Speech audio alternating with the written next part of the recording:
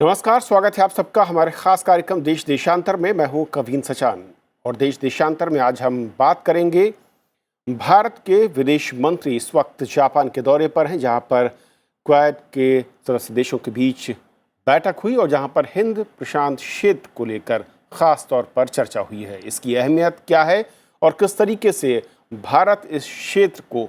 स्थिर और मैं कहूँ कि जो फ्री जोन के तौर पर बात हो रही है उसे कैसे बढ़ाना चाहता है और बाकी देशों का रुख इसको लेकर क्या है, और ख़ासतौर पर चीन का विरोध और चीन की तमाम आपत्तियों के बाद इस वक्त ताज़ा समीकरण क्या बनते हुए नज़र आ रहे हैं हिंद प्रशांत क्षेत्र में। और जब भारत का पूरा जोर इस क्षेत्र में स्थिरता और समृद्धि को लेकर है और भारत के विदेश मंत्री ने साफ कहा है कि वो इसे लेकर अब मिलकर काम करेंगे और बाकी सदस्य देशों की ओर से भी ऐसा संकेत है कि वो इसे सहयोग करने को तैयार हैं। और हमारे साथ तीन बेहद खास मेहमान हैं जिनके जरिए समझेंगे इस पूरे क्षेत्र को और सामरिक इसकी क्या अहमियत है और इस वक्त जो समीकरण बन रहे हैं उसमें क्या खास रोल भारत का यहाँ पर नज़र आ रहा है और क्या बाकी देश किस तरीके से सहयोग करते हुए एक साथ खड़े हो रहे हैं। हमारे साथ हैं फॉर्मर एम्बेसडर गुरजीत सिंह साहब। सर, स्वागत है आपका। हमारे साथ मौजूद है अभिजीत सिंह साहब जो कि हेड हैं मैरीटाइम पॉलिसी इनिशिएटिव ORF से। सर, आपका स्वागत है। और डॉक्टर जगन्नाथ पी पांडा हैं रिसर्च फेलो MPHSA से, आपका भी बहुत बहुत स्वागत है। शुरुआत में गुरजीत सर आपसे करना चाहूँगा, विदेश मंत्री साहब का दौरा और वहाँ पर जिस तरीके से इस हिंद प्रशांत क्षेत्र को लेकर जो चर्चा हुई और जो सहयोग की बात हो रही है और ख़ासतौर पर स्थिरता और जो अब तक इसमें तमाम मैं कहूँ कि आपत्तियाँ चीन की ओर से रही हैं या दखल की जो बात होती रही है, उसे कैसे आप देखते हैं? सबसे मोटी बात तो ये है कि अगर चीन का जोर नहीं होता तो ना तो क्वाड होता और ना हमें free and open Indo Pacific की कभी बात करनी पड़ती। जो free and open Indo Pacific, उसका मतलब यह है कि सारे देश स्वतंत्र हैं इस क्षेत्र में और जो उनकी लोकतांत्रिक मूल्य हैं उनके ऊपर सब संयम अपना बनाकर रखते हैं और किसी एक दूसरे के ऊपर जोर नहीं डालते हैं और जो आपस में व्यापार होता है वो फ्री होता है। लेकिन ये सब चीजों के ऊपर चीन का जो स्ट्रेटेजिक प्रभाव है वो हमारे विरोध जा रहा है। इसलिए हमें आसियान देशों की मदद करनी है और अपने जो इंटरेस्ट है उनको प्रोटेक्ट करना है। इसलिए ये चारों मुद्दों पे हमें एक स्थिरता ही नहीं, एक स्टेबिलिटी भी चाहिए, शांति भी चाहिए और ये भी चाहिए कि जो चीन आगे बढ़ चुका है उससे आगे अब नहीं बढ़ पाए। ये हमारे मकसद है free and open Indo Pacific के, जिसके अंदर क्वाड एक 4 देशों का गुट है जो अब अपनी कोऑर्डिनेशन और बढ़ा रहा है। गुरजीत सर, जिस तरीके से 2019 में जब गठन हुआ क्वाड का, उसके बाद से इंडो पैसिफिक को लेकर जो रुख रहा है और जिस तरीके से ओपन मैं कहूँ कि सपोर्ट अब साफ तौर पर चारों देशों की ओर से एक साथ नज़र आ रहा है, जो कोऑर्डिनेशन नज़र आ रहा है, उसे आप कैसे देखते हैं? और हाल का जो घटनाक्रम है चीन को लेकर दुनिया भर में जिस तरीके से विरोध या फिर उसकी जो एक विस्तारवादी नीतियों के खिलाफ जो आवाज़ बुलंद करने की कोशिश अलग अलग देशों की ओर से की गई है। जो क्वाड है वो ईस्ट एशिया समिट के देशों के अंदर से 4 देश निकले हैं, उन 16-18 देशों के अंदर। लेकिन इसकी खासियत यह है कि हम सब लोकतांत्रिक देश हैं और हम सब चीन को रोकना चाहते हैं कि चीन का जो विस्तारवाद है वो इससे ज्यादा अभी आगे नहीं बढ़े। तीसरी बात यह है कि हम चाहते हैं कि जो हमारे मूल्य हैं, हमारे सिद्ध मूल्य हैं, उनके स्थिर पर पूरा देश, पूरा ये क्षेत्र स्थिरता की तरफ बढ़ता रहे। और कोऑर्डिनेशन जो रहती है, ये जो क्वाड है ये असल में क्वाड्रिलैटरल सिक्योरिटी डायलॉग। लेकिन अब जो हो रहा है आप देखेंगे कि सिर्फ सिक्योरिटी डायलॉग ही नहीं, हम व्यापार की बातें करते हैं, हम रेजिलिएंट वैल्यू चेन्स की बातें करते हैं, हम एक दूसरे के देशों में निवेश की बात करते हैं और जो ह्यूमैनिटेरियन असिस्टेंस और डिजास्टर रिलीफ होती है उसमें कैसे सहयोग करेंगे, इसकी बातें भी होती है। तो ये तो पूरी तरह की एक जो विदेश नीति है, स्ट्रेटेजिक पॉलिसी है, ये चल रही है। और ये नोटेबल बात है कि ये जो हम 4 देश हैं, हमारी आपस में 2+2 मीटिंग होती है, विदेश मंत्री और रक्षा मंत्री की मीटिंग हम आपस में बायलैटरल बेसिस पे करते हैं। तो ये मैं समझता हूं जो क्वाड है ये एक FOIP का कोऑर्डिनेटिंग मंत्र है, इसके जरिए से हम नई नीतियों को अब एक अस्थिरता की जगह स्थिरता देने की कोशिश कर रहे हैं। अभिजीत सर, ये जो बैठक है और ख़ास तौर पर क्योंकि कोरोना काल में हम ज़्यादातर देख रहे हैं कि ई सिस्टम या फिर दूर से ही जो समिट्स के आयोजन हो रहे हैं, लेकिन वहाँ पर इस तरीके के इम्पोर्टेंट बैठक और वहाँ पर पहुँचना, फिजिकली मौजूद होना, और ख़ास तौर पर अगर मैं इसके सामरिक महत्व को समझूँ इस पूरे रीजन को, और क्या बड़ी वजह है कि जो इंटरनेशनल फ्री जोन की बात जब बाकी देश करते हैं उस पर चीन की ओर से आपत्ति है। देखिए, ऐसा सबसे पहले तो मैं इस बात से पूरी सहमति रखता हूं, जैसा एम्बेसडर गुरजीत ने कहा कि अगर चीन ना होता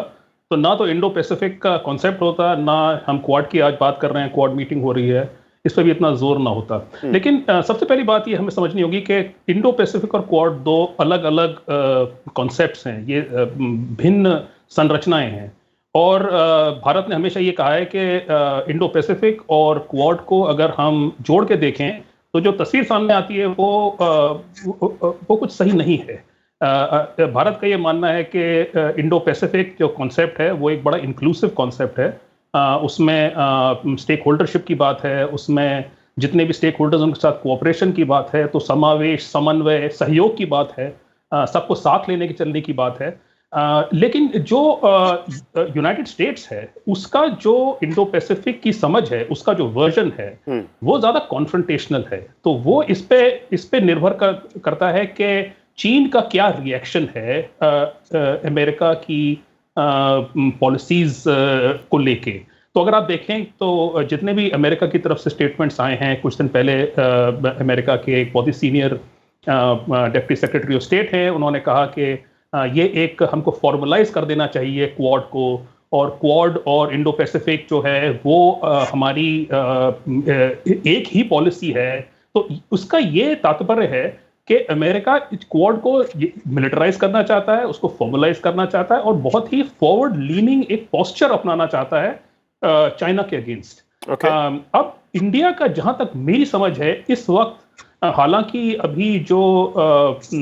लद्दाख में इंसिडेंट हुआ है उसके बाद से हमारी पोजीशन में भी थोड़ी सी तब्दीली आई है कि हम भी अभी ये समझते हैं कि हिंद महासागर में जो चीन का जो बढ़ता पदचिन्ह है, जो उसका फुटप्रिंट है, उसको कंटेन करने के लिए, उसको कंट्रोल करने के लिए हमें यूएस, जापान और ऑस्ट्रेलिया के साथ क्लोजर पार्टनरशिप चाहिए, क्लोजर टाइज चाहिए, और हमें मिलिट्री स्फीयर में भी ज्यादा करना चाहिए उनके साथ। मुझे ये लगता है कि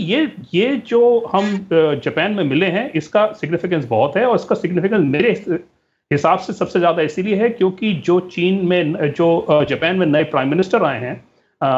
मिस्टर सुगा साहब, उनकी क्या पोजीशंस रहेंगी, क्या वो प्राइम मिनिस्टर आबे जिनकी काफी फॉरवर्ड लीनिंग पोजीशंस थी चाइना के अगेंस्ट, काफी अग्रेसिव उनकी एक पॉलिसी थी चाइना के अगेंस्ट, क्या वो वही पॉलिसीज अपनाएंगे या उनका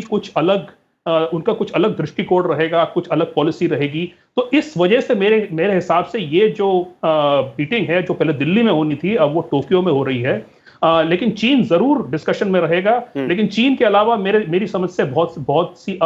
दूसरी बातें भी हैं जो डिस्कस होंगी। कोरोना वायरस है, टेक्नोलॉजी है, 5G है, चीन की पॉलिसीज जो हांगकांग में है, जो ताइवान में है, वो भी डिस्कस होगा। सप्लाई चेन मैनेजमेंट जो इंडिया ने काफी बात की है, इंफ्रास्ट्रक्चर की काफी बात की है, वो बात होगी। तो इसको सिर्फ इस तरीके से देखना कि ये हम कोई मिलिट्री स्ट्रेटेजी बनाएंगे चीन के अगेंस्ट, ये शायद सही नहीं होगा। और दूसरा, शायद हम अलायंस में भी ना पड़ना चाहें इस मोमेंट पर, क्योंकि ये चीन के लिए बहुत ही नेगेटिव सिग्नल होगा। और हमारे जो चीन के साथ जो हम पीस और स्टेबिलिटी बनाने की कोशिश कर रहे हैं, आई थिंक उसको एक थोड़ा सा धक्का पहुंचेगा। ओके डॉक्टर पांडा, 2 पॉइंट। एक तो ये जो कि अभिजीत साहब ने कहा कि अगर मैं पूरे के पूरे इंडो पैसिफिक पर ही फोकस कर रहा हूँ, जिस तरीके से यहाँ पर फ्री और ओपन स्टेटस की बात हो रही है, और अगर जो अब तक का चीन का रुख रहा है उसके बाद बिना किसी गुट के मजबूती के साथ खड़े हुए बिना, क्या हम चीन को उस तरीके से रोक सकते हैं, या ये कंट्री रोक सकते हैं, या विकल्प के तौर पर कुछ है? और अगर विकल्प नहीं है तो फिर जो अभिजीत साहब कह रहे हैं कि शायद उस तरफ जाना ज़्यादा बेहतर फिलहाल नजर नहीं आता है कि किसी एक अमेरिकी जो एक सोच है, जो एक कॉन्सेप्ट है, उसके साथ सीधे खड़े हो जाना। देखिए, मैं ये बोलूँगा, पहले तो जो एम्बेसडर गुरजीत साहब ने बताए और अभिजीत जी ने जो बताए, मैं दोनों के साथ फुली एग्री करूँगा कि चीन एक बहुत बड़ा फैक्टर रहा है क्वाड का फॉर्मलाइज होना, और Indo Pacific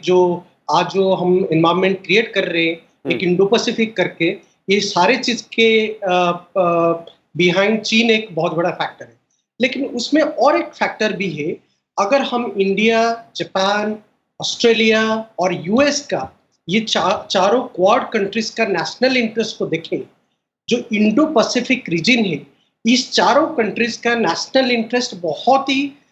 significant national interest है। हमें वहाँ पे अपना कमर्शियल इंटरेस्ट बचाए रखना है, हमें अपना सी लाइन ऑफ कम्युनिकेशंस को प्रोटेक्शन देना है, हमें अपना ब्लू इकोनॉमी को एनहांस करना है, हमें अपना मैरीटाइम इंफ्रास्ट्रक्चर को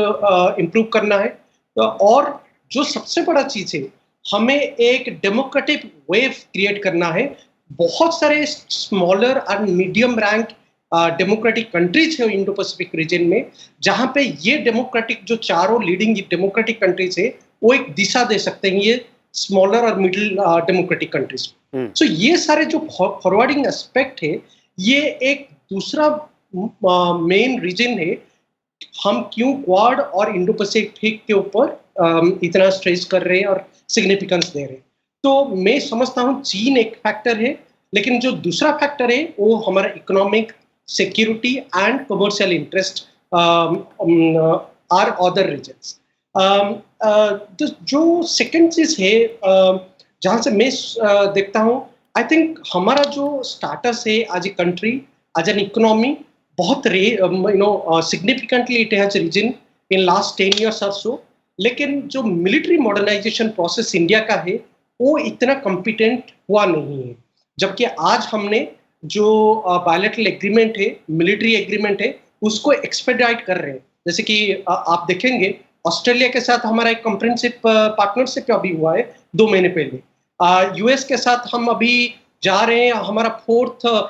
बेका agreement, military logistical agreement sign करने। जापान के साथ हमने अच्छा एग्रीमेंट साइन किए। ये सारे कहीं ना कहीं पे दर्शाता है कि इंडिया इज डेफिनेटली एक मोड पे जाना चाहता है कि हम अपना सिक्योरिटी को स्ट्रेंथन करना चाहते हैं, हमारा मिलिट्री कैपेबिलिटी को, मैरीटाइम कैपेबिलिटी को आगे रखते हुए, जो आगे 5, 7, 10 साल जो चीन का जो मैरीटाइम कैपेबिलिटी बहुत ही एग्रेसिव वे में उभर के आ रहा है, उसको फेस करने का कहीं ना कहीं पे तैयारी कर रहे हैं। तो मुझे लगता है कि क्वाड और इंडो पैसिफिक में जो हम स्ट्रेस आउट कर रहे हैं, both on significant on the security aspect and on the economic aspect, ये कहीं ना कहीं पे बहुत ही नेसेसरी है इंडियन सिक्योरिटी और इंडिया कमर्शियल इंटरेस्ट के लिए। और मैं जो ये क्वाड प्रोसेस है, जिस तरह से इंडिया इंटरेस्ट ले रहा है, मैं उसको वेलकम करूंगा। ओके, गुरजीत सर, पहली चीज़ तो ये कि जिस तरीके से यहाँ पर जैसा कि कहा पांडा साहब ने, और जो छोटे कंट्री या बड़े देश हैं जिनके इतने बड़े स्टेक्स इस रीजन में हैं, चाहे वो उनकी सुरक्षा को लेकर हो या इकोनॉमी को लेकर हो या दूसरे रीजन्स के चलते हों, ऐसे में उन हितों को बचाए रखना, उनको सुरक्षित रखने के लिए किस तरीके का मॉडल फिलहाल बनता हुआ नज़र आ रहा है, अगर हम बहुत ज़्यादा एग्रेसिव अप्रोच छोड़ भी दें तो? और इसमें भारत की भूमिका या फिर उसका जो एक लीडर के तौर पर या फिर स्कोप जो है वो कितना नजर आता है अब तक के जो हमने कदम आगे बढ़ाए हैं? जब ये चीन की प्रॉब्लम इतनी बड़ी नहीं थी, तो जो सिक्योरिटी कंस्ट्रक्ट था हमारे क्षेत्र का, उसे एशिया पैसिफिक कहा जाता था। उसमें भारत उसका एक अंश नहीं था, और एशिया पैसिफिक का जो फलक्रम था वो जापान था। जापान यूएस की संधि थी, वो उसका फलक्रम था। आस्ता आस्ता जब ईस्ट एशिया समिट बनी तो उन्होंने कहा ये शांति व्यवस्था बनी रहनी चाहिए, उसका सेंट्रल अंश आसियान था। आज भी हम आसियान सेंट्रलिटी की बात करते हैं, जो प्रधानमंत्री मोदी ने 2018 में शंग्री-ला डायलॉग में भी कहा। आज भी हम हमेशा आसियान सेंट्रलिटी की बात करते हैं, लेकिन जो पते की बात यह है कि जो इंडो पैसिफिक का जो कॉन्सेप्ट है, उसमें जो फलक्रम है वो इंडिया बन चुका है। क्योंकि अब ये इंडो पैसिफिक का कॉन्सेप्ट अफ्रीका के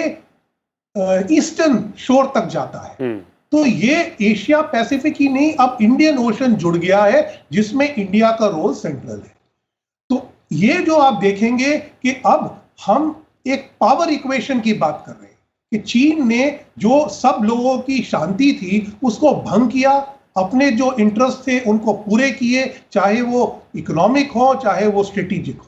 इसलिए जो वो पहला एशिया पैसिफिक या आसियान सेंट्रलिटी का मॉडल था वो पावर बेस पे अब नहीं चल पा रहा। उसको उसके बदले में हमने free and open Indo Pacific का एक कॉन्सेप्ट निकाला जिसके अंदर जो क्वाड है वो उसका कॉकपिट है। वो कॉकपिट उसको चलाने की कोशिश कर रहा है क्योंकि हम ये अपने क्षेत्र का शक्ल तो नहीं बदल सकते हैं, सारे आसियान देश जो है उसके अंदर है, लेकिन आसियान देश कोई भी मिलिट्री तरीके से चीन का सामना नहीं कर पाता और इकोनॉमिक बेस पे वो सब चीन से फायदा उठा रहे हैं। इसीलिए आप देख लीजिए जो दक्षिण कोरिया है, दक्षिण कोरिया कोई क्वाड को या इंडो पैसिफिक को वेलकम नहीं करता है क्योंकि वो चीन से अपना रिश्ता दूर नहीं कर सकता है क्योंकि उसे नॉर्थ कोरिया की प्रॉब्लम सुलझानी है और उसको जापान के साथ भी कई इश्यूज है, इसलिए उसे आप छोड़ दीजिए। अब रहेगी बात के जो क्वाड के देश हैं वो आसियान में से किसके साथ जुड़ सकते हैं। तो एक तो है वियतनाम। वियतनाम को भारत और जापान के साथ एक ट्राइलैटरल करने में कम आपत्ति होगी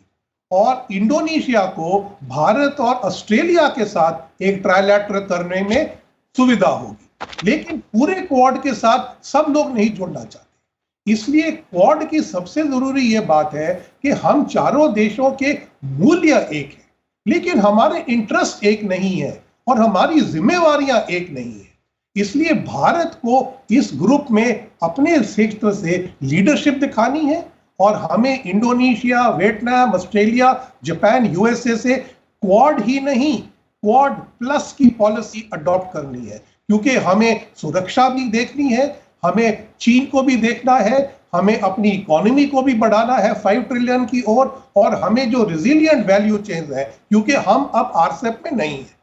तो हमें नए पार्टनरशिप्स चाहिए और जापान और ऑस्ट्रेलिया के साथ ये नई पार्टनरशिप हमारी हो सकती है। इसलिए मैं समझता हूं कि इंडिया इस समय कॉकपिट में बैठा है और हमें को पायलट या पायलट का स्थान बनाना चाहिए और हमें ये नहीं भूलना चाहिए कि जो क्वाड के 4 नेता हैं उनमें से प्राइम मिनिस्टर मोदी अब सबसे सीनियर लीडर है, सबसे पुराने लीडर हैं, बाकी सब तो नए हैं। तो इसकी हमें इस समय एक नई पिक्चर बनाकर उसमें हमें अपना हाथ आगे करना चाहिए। ओके अभिजीत सर, क्योंकि मैरीटाइम सिक्योरिटी और इसको लेकर जो प्रयास हुए हैं और अगर मैं इंडो पैसिफिक रीजन में देखूं तो वहाँ पर एक फैक्टर ये भी रहा है और भारत की ओर से अगर कहूँ कि जो security and growth for all region Sagar के कॉन्सेप्ट के साथ जो हम आगे आए हैं किस तरीके से ये देखता है और इस रीजन में भी अगर मैं स्पेसिफिक देखूं तो इसका रोल किस तरीके से और क्या इसे और एक्सपैंड करने की ज़रूरत इस वक्त नज़र आती है? देखिए, सागर प्रिंसिपल जो है security and growth for all, ये एसेंशियली हमारी फिलॉसफी है मैरीटाइम सिक्योरिटी को जो अंडरलाई करती है इंडो पैसिफिक में। तो प्राइम मिनिस्टर मोदी ने जैसे कहा कि हमें सिर्फ अपना ख्याल नहीं रखना, हमें अपनी सुरक्षा का ख्याल नहीं रखा, हमने जो हमारे जो छोटे देश हैं इंडियन ओशन में उनका भी ख्याल रखना है। तो हमने काफ़ी पहल की है इस मुद्दे पर। हमने कैपेसिटी बिल्डिंग की है, हमने छोटे देशों के साथ एक्सरसाइजेस की हैं, हम कोऑर्डिनेटेड पेट्रोल्स करते हैं काफ़ी सारे जो छोटे देश हैं उनके साथ, और उनकी जो पर्टिकुलर नीड्स हैं जैसे मालदीव्स है, बांग्लादेश है, कहीं क्राइम है, कहीं पर क्लाइमेट चेंज की बात होती है, कहीं पर पोल्यूशन की बात होती है, हमने इन सब देशों को उनकी तरफ हेल्प करने की कोशिश की है। लेकिन अहम बात यह है कि जब इंडो पैसिफिक कॉन्सेप्ट की बात होती है, क्वाड की बात होती है और चाइना के एक्सपैंडिंग प्रेजेंस, उसका जो इन्फ्लुएंस है, जो उसका वर्चस्व जो वो बढ़ा रहा है एशिया पैसिफिक पे भी और अब इंडो पैसिफिक में भी, जैसे मैंने कहा उसका पदचिन्ह बढ़ता जा रहा है। इसमें अगर हम देखें तो किस तरीके से इंडिया ने अपनी पॉलिसीज पिछले कुछ सालों में चेंज की हैं। मेरा ये मानना है कि हालांकि हमने अभी तक ऐसा नहीं है कि चारों नेवीज के साथ कोई एक्सरसाइज की है, मालाबार एक्सरसाइजेस जो हम करते हैं वो अब सिर्फ यूएस है और जापान है, ऑस्ट्रेलिया को अभी तक हमने इनवाइट नहीं किया है। लेकिन कुछ अब ये सोच बनती जा रही है कि हमें जो है वो अंडमान एंड निकोबार आइलैंड्स को डेवलप करना चाहिए और हमें ऑस्ट्रेलिया को भी शामिल कर लेना चाहिए मालाबार में। मैं इस बात से पर्सनली इत्तेफाक नहीं रखता हूं, क्योंकि मुझे लगता है कि चीन ने हमें डायरेक्टली चैलेंज नहीं किया है, इंडियन कोई चुनौती नहीं प्रेजेंट की है इंडियन ओशन में। तो ये जो अगर हम मिलिटराइज करते हैं क्वाड को, तो इसका इतना शायद असर इस वक्त ना हो पाए। इसका असर तब होगा अगर चीन कोई डायरेक्ट चैलेंज माउंट करता है इंडियन ओशन में इंडिया के अगेंस्ट। लेकिन ये बात सोचने वाली है कि हमें कैसे अपना डोमिनेंस जो है वो बना के रखना है अंडमान सी में, बे ऑफ बंगाल में और जनरली साउथ एशिया में। क्योंकि चीन ने क्या किया है, अगर आपको ये बात समझनी होगी कि चीन की जो पॉलिसी है वो एक बहुत ही स्मार्ट पॉलिसी है, जिसमें उन्होंने मिलिटराइजेशन नहीं किया है इंडियन ओशन का, लेकिन बेल्ट एंड रोड इनिशिएटिव को लेकर के उन्होंने धीरे धीरे अपनी एक पोजीशन बनाई है इस रीजन में। और ये काफी सारे देश ऐसे हैं, जैसे आप श्रीलंका की बात करें, आप म्यांमार की बात करें, आप बांग्लादेश की बात करें, मालदीव्स की बात करें, जो सब अब चीन के साथ काम करना चाहते हैं, चीन का निवेश चाहते हैं, चीन का इंफ्रास्ट्रक्चर उनको चाहिए। तो ऐसे में सिर्फ एक मिलिट्री स्ट्रैटेजी, सिर्फ मिलिटराइज कर देना, सिर्फ मिलिट्री एक्सरसाइजेस कर देना, मेरी समझ में शायद मेरी समझ ये है कि शायद ये पॉलिसी जो है ये काफी नहीं होगी चीन को काउंटर करने के लिए। लेकिन जैसे एम्बेसडर साहब ने कहा, हमें इन छोटे देशों के साथ अपने रिलेशंस बनाने हैं, हमें आउटरीच करनी है, हमें इनके साथ हमें इनकी कैपेसिटी बिल्डिंग करनी है, इनकी जो पर्टिकुलर स्पेसिफिक प्रॉब्लम्स हैं उसकी तरफ हमें मैरीटाइम डोमेन में काम करना है। और सबसे जरूरी बात यह है कि जो बाकी 3 देश हैं क्वाड के, उनका फोकस पैसिफिक में है, हमारा फोकस इंडियन ओशन में रहना चाहिए, क्योंकि इंडियन ओशन जो है वो कोर है हमारे इंटरेस्ट का। और अगर हमें स्थिरता चाहिए, हमें समृद्धि चाहिए, उसके लिए हमें ये इंश्योर करना है कि इंडियन ओशन में हमारा इन्फ्लुएंस बना रहे, हमारी पोजीशन बनी रहे। ये मेरे ख्याल से इंडिया की पॉलिसी होनी चाहिए क्वाड को लेकर के, और मैं सोचता हूं इंडो पैसिफिक को लेकर के भी। ओके डॉक्टर पांडा, 2 पॉइंट। एक तो जैसा कि अभिजीत जी ने कहा कि क्या हमें अभी वेट एंड वॉच की पोजीशन पर रहना चाहिए, एग्रेसिव अप्रोच जो कि अमेरिकी कॉन्सेप्ट है उससे थोड़ा सी दूरी बनाकर, जब तक कि सीधे चीन की ओर से कोई कॉन्फ्लिक्ट या इस तरीके से कोई टारगेट इंडिया की ओर से इंडिया पर नहीं होता है, या फिर जिस तरीके से चीन का रुख रहा है और जो हमारे अनुभव रहे हैं उस नज़रिए से हमें इंतज़ार करने की बजाय जो प्री टैक्टिक्स और रणनीति है उसके तहत हमें ज़्यादा फोकस्ड और ज़्यादा एग्रेसिव अप्रोच के साथ पहले से तैयार रहना चाहिए, जिसकी तरफ शायद ये कदम बढ़ते नजर आ रहे हैं। देखिए, जो अभिजीत ने बताया, मैं एग्री करूंगा कि हमारा अभी तक इंडिया का चीन के साथ कोई मैरीटाइम डिस्प्यूट हुआ नहीं है और अभी मैरीटाइम डिस्प्यूट नहीं है। हम एक फ्यूचर एंगल को एक आधार पे लेके चल रहे हैं और उससे एक क्रिएट अजम्पशन कर रहे हैं कि चीन का जो मैरीटाइम पोस्चर है वो इंडिया के लिए बहुत नेगेटिव है, बहुत थ्रेटनिंग है, इसलिए हमें क्वाड को इम्प्रूव करना है। तो मैं वहाँ पे अभिजीत जी से एग्री करूँगा। लेकिन इसका एक दूसरा पहलू भी है जो हमें ध्यान पे रखना होगा, क्योंकि क्वाड एक प्रोसेस है जो धीरे धीरे रेगुलराइज हो रहा है, इंस्टीट्यूशनलाइज हो रहा है, और हमें इसको ये भी सोचना है कैसे किस दिशा में इसको आगे बढ़ाना है। और मैं यहाँ पे 2 चीज रखूंगा। एक, हमें अगर चीन का बात करना है, जैसे कि हमने शुरू में भी ये चीज बोले कि जो क्वाड प्रोसेस है वो इंडो पैसिफिक प्रोसेस है, वो चीन कहीं ना कहीं पे हमेशा से बैकग्राउंडर रहा है। अगर हम उसको बैकग्राउंडर अभी भी माने और फ्यूचर के लिए देखें, हमें ये 2 चीज सामने रखना होगा कि जो चीन का कम्युनिस्ट पार्टी का जो विचार है वो बहुत एम्बिशियस विचार है, और वो ये एम्बिशियस जो विचार है वो इंडियन ओशन, पैसिफिक ओशन को ही लेके ये विचार है। और अगर हम जो इस महीने के एंड में जो चीन का जो समिट होने वाला है और जो नेक्स्ट ईयर जो कम्युनिस्ट पार्टी ऑफ चाइना का जो सेंटेनरी सेलिब्रेशन होने वाला है, अगर उसको ध्यान पे रखे, इनका पार्टी मैनिफेस्टो में मैरीटाइम इश्यूज, जो मैरीटाइम इकोनॉमी है और जो आइलैंड इंफ्रास्ट्रक्चर है, ये सारे चीज बहुत हाईलाइट होके मेंशन हुआ है। तो ये कहीं ना कहीं पे इंडिया को एक फ्यूचर कंसर्न दे सकता है। तो इसके लिए हमें क्वाड प्रोसेस को भी स्ट्रेंथन करना होगा और इंडो पैसिफिक जो कोalition हम क्वाड प्लस का आधार दे रहे हैं आज, उसको भी हमें कहीं ना कहीं स्ट्रेंथन करना। हालांकि जो क्वाड प्रोसेस है, जो क्वाड प्लस का जो प्रोसेस है, वो इतना जल्दी इंस्टीट्यूशनलाइज नहीं हो पाएगा क्योंकि वो एक इंस्टीट्यूशनल मैकेनिज्म के ऊपर आधारित नहीं है, लेकिन हमें कहीं ना कहीं पे उसको भी सिग्निफिकेंस देना पड़ेगा। जो सेकंड चीज है, हमें ये ध्यान पे रखना पड़ेगा कि इंडिया का जो कमर्शियल इंटरेस्ट, चाहे बे ऑफ बंगाल रीजन में हो, साउथ चाइना सी रीजन में हो, इंडियन ओशन रीजन में हो, ये आगे बढ़ के काफी डिमांडिंग होने लगा। और